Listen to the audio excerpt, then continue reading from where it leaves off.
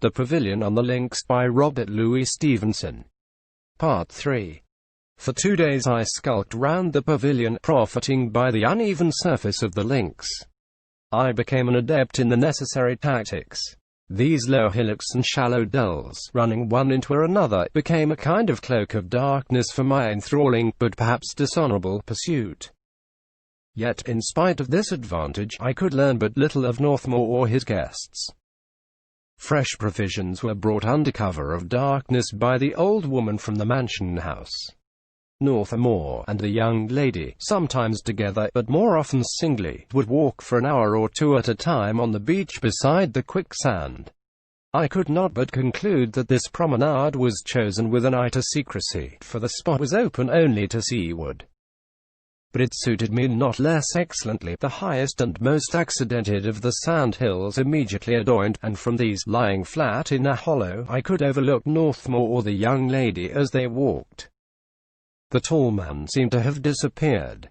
Not only did he never cross the threshold, but he never so much as showed face at a window, or at least not so far as I could see, for I dared not creep forward beyond a certain distance in the day, since the upper floors commanded the bottoms of the links, and at night, when I could venture further. The lower windows were barricaded, as if to stand a siege. Sometimes I thought the tall man must be confined to bed, for I remembered the feebleness of his gait, and sometimes I thought he must have gone clear away, and that Northmour and the young lady remained alone together in the pavilion. The idea, even then, displeased me. Whether or not this pair were man and wife, I had seen abundant reason to doubt the friendliness of their relation. Although I could hear nothing of what they said, and rarely so much as glean a decided expression on the face of either, there was a distance, almost a stiffness, in their bearing which showed them to be either unfamiliar or at enmity. The girl walked faster when she was with Northmour than when she was alone, and I conceived that any inclination between a man and a woman would rather delay than accelerate the step. Moreover, she kept a good yard free of him, and trailed her umbrella, as if it were a barrier, on the side between them. Northmour kept sidling closer, and, as the girl retired from his advance, their course lay at a sort of diagonal across the beach, and would have landed them in the surf had it been long enough continued. But when this was imminent, the girl would unostentatiously change sides and put Northmour between her and the sea. I watched these maneuvers, for my part, with higher enjoyment and approval, and chuckled to myself at every move. On the morning of the third day, she walked alone for some time, and I perceived, to my great concern, that she was more than once in tears. You will see that my heart was already interested more than I supposed. She had a firm yet airy motion of the body, and carried her head with unimaginable grace. Every step was a thing to look at, and she seemed in my eyes to breathe sweetness and distinction. The day was so agreeable, being calm and sunshiny, with a tranquil sea, and yet with a healthful piquancy and vigour in the air, that, contrary to custom, she was tempted forth a second time to walk. On this occasion she was accompanied by Northmour, and they had been but a short while on the beach, when I saw him take forcible possession of her hand. She struggled, and uttered a cry that was almost a scream. I sprung to my feet, and mindful of my strange position, but ere I had taken a step, I saw Northmour bareheaded and bowing very low, as if to apologize, and dropped again at once into my ambush. A few words were interchanged, and then, with another bow, he left the beach to return to the pavilion. He passed not far from me, and I could see him, flushed and lowering, and cutting savagely with his cane among the grass. It was not without satisfaction that I recognized my own handiwork in a great cut under his right eye, and a considerable discoloration round the socket. For some time the girl remained where he had left her, looking out past the islet and over the bright sea. Then, with a start, as one who throws off preoccupation and puts energy again upon its mettle, she broke into a rapid and decisive walk. She also was much incensed by what had passed. She had forgotten where she was, and I beheld her walk straight into the borders of the quicksand, where it is most abrupt and dangerous. 2 or 3 steps farther and her life would have been in serious jeopardy, when I slid down the face of the sand hill, which is there precipitous, and, running halfway forward, called to her to stop. She did so, and turned round. There was not a tremor of fear in her behavior, and she marched directly up to me like a queen. I was barefoot, and clad like a common sailor, save for an Egyptian scarf round my waist, and she probably took me at first for someone from the fisher village, straying after bait. As for her, when I thus saw her face to face, her eyes set steadily and imperiously upon mine, I was filled with admiration and astonishment, and thought her even more beautiful than I had looked to find her. Nor could I think enough of one who, acting with so much boldness, yet preserved a maidenly air that was both quaint and engaging, for my wife kept an old-fashioned precision of manner through all her admirable life, an excellent thing in woman, since it sets another value on her sweet familiarities. "What does this mean?" she asked. "You were walking," I told her, "directly into Graden Flow." "You do not belong to these parts," she said again. "You speak like an educated man." "I believe I have a right to that name," said I, although in this disguise. But her woman's eye had already detected the sash. "Oh," she said, "your sash betrays you." "You have said the word betray," I resumed. "May I ask you not to betray me? I was obliged to disclose myself in your interest, but if Northmore learned my presence it might be worse than disagreeable for me." "Do you know," she asked, "to whom you are speaking?" "Not to Mr. Northmore's wife?" I asked by way of answer. She shook her head. All this while she was studying my face with an embarrassing intentness. Then she broke out, "You have an honest face. Be honest like your face, sir, and tell me what you want and what you are afraid of. Do you think I could hurt you?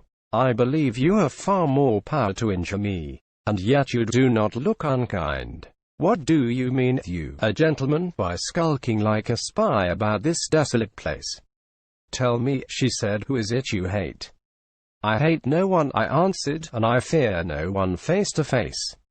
My name is Cassilis, Frank Cassilis. I lead the life of a vagabond for my own good pleasure.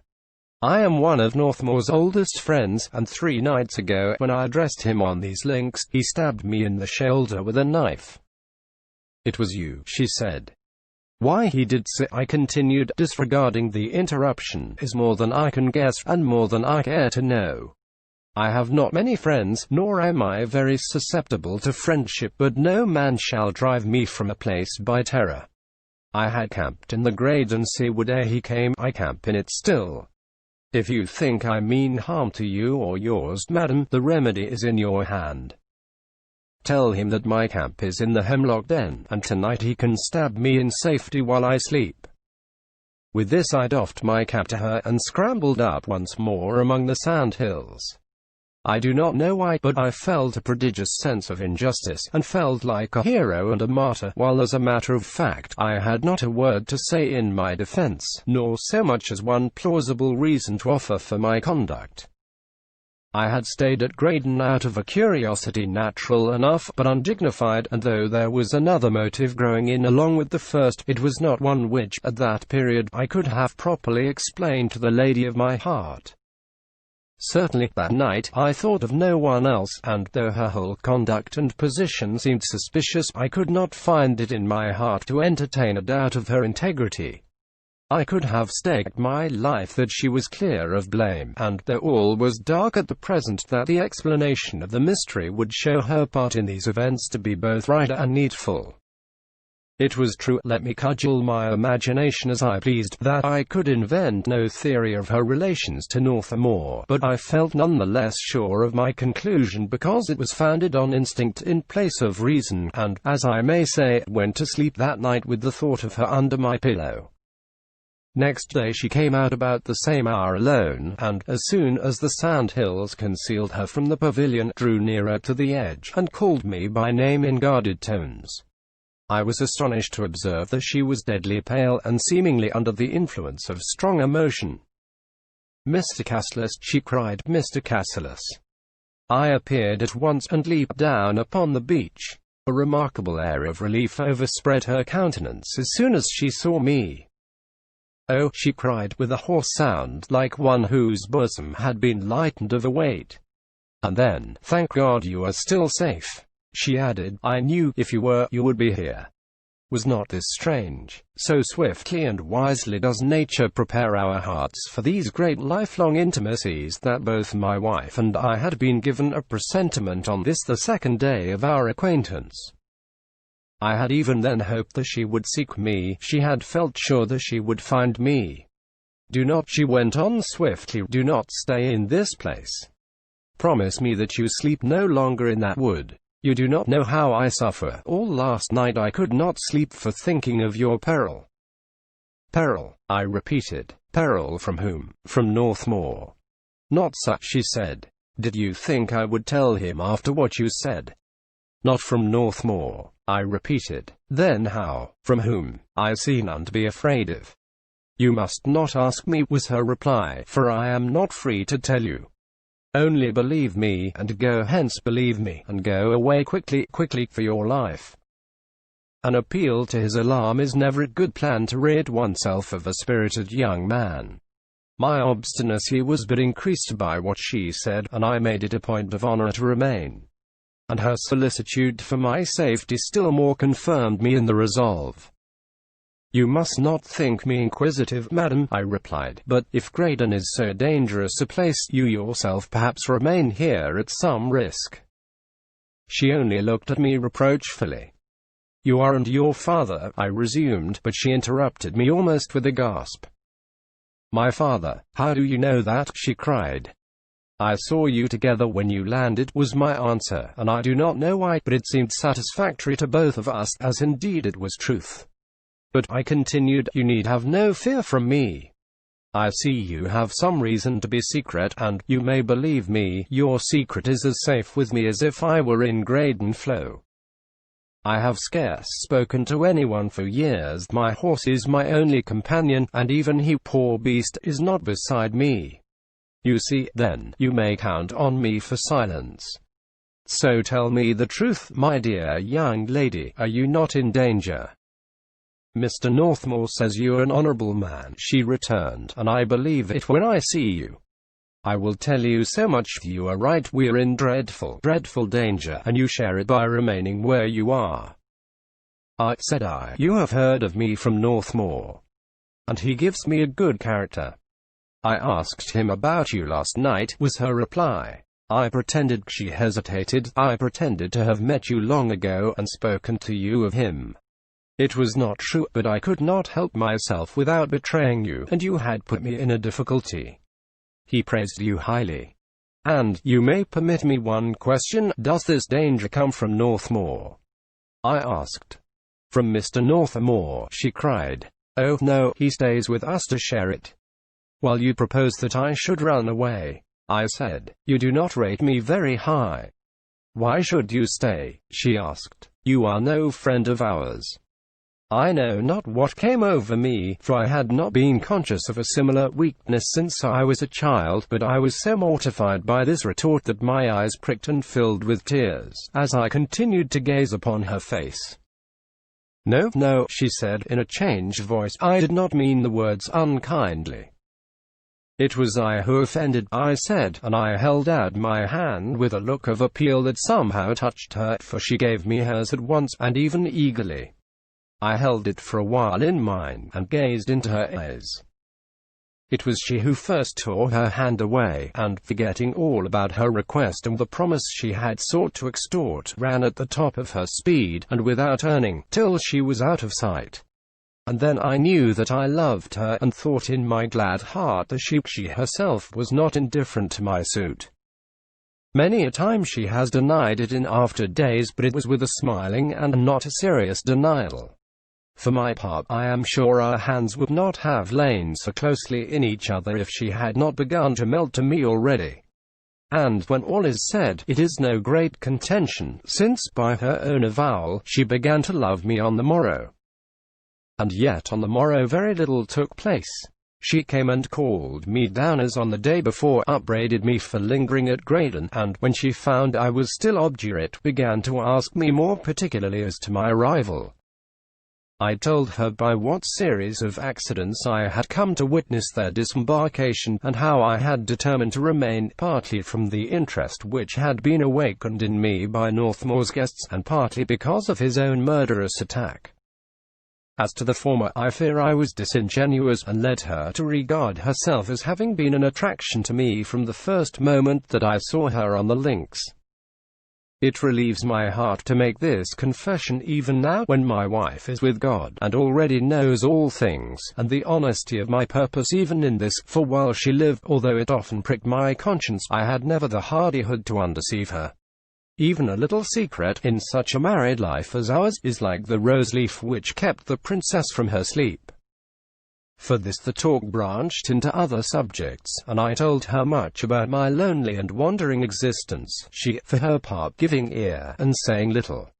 Although we spoke very naturally and lightly on topics that might seem indifferent, we were both sweetly agitated. Too soon it was time for her to go, and we separated, as if by mutual consent, without shaking hands, for both knew that, between us, it was no idle ceremony. The next, and that was the 4th day of our acquaintance, we met in the same spot, but early in the morning, with much familiarity and yet much timidity on either side. While she had once more spoken about my danger, and that, I understood, was her excuse for coming, I, who had prepared a great deal of talk during the night, began to tell her how highly I valued her kind interest, and how no one had ever cared to hear about my life, nor had I ever cared to relate it before yesterday. Suddenly she interrupted me, saying with vehemence, "And yet, if you knew who I was, you would not so much as speak to me." I told her such a thought was madness, and, little as we had met, I counted her already a dear friend, but my protestation seemed only to make her more desperate. "My father is in hiding," she cried. "My dear," I said, forgetting for the first time to add, "young lady, what do I care? If I were in hiding 20 times over, would it make one thought of change in you?" "But the cause," she cried, "the cause. It is," she faltered for a second, "it is disgraceful to us.